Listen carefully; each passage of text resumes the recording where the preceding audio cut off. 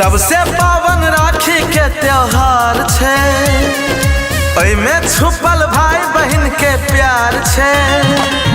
सबसे पावन राखी के त्योहार छे, ओइमे छुपल भाई बहन के प्यार छे।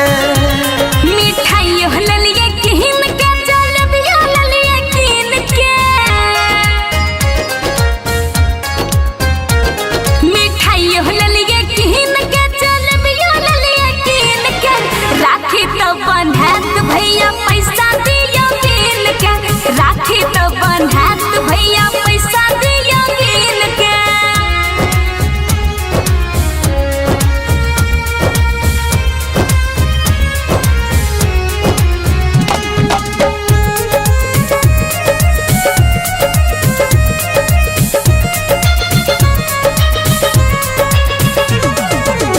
दिल के टुकड़ा हमर छे गे बहिना, तोरे में बसल परान गे।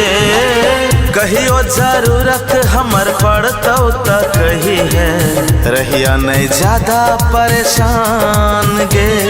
सालों से इंतजार भैया छेले ऐसन दिन के।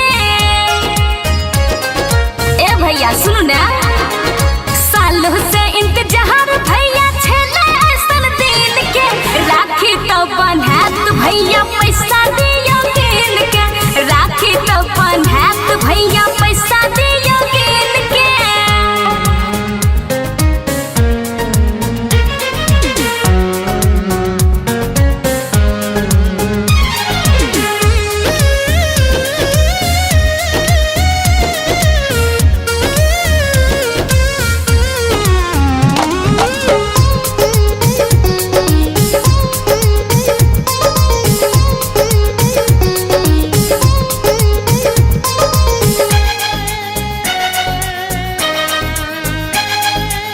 कखनो हंसै छे कखनो रोबै छे, हमरा लागै छे बड़ा नीक गे।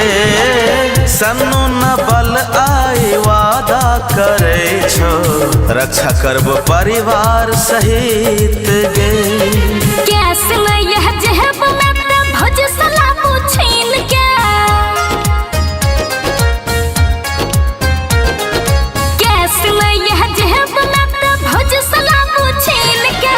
इहो बात न मनवाता एगो जेबर ला दियो कीन के, इहो बात न मनवाता एगो जेबर ला दियो कीन के।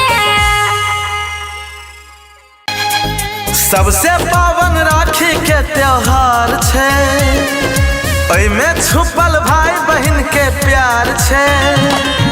सबसे पावन राखी के त्योहार छे,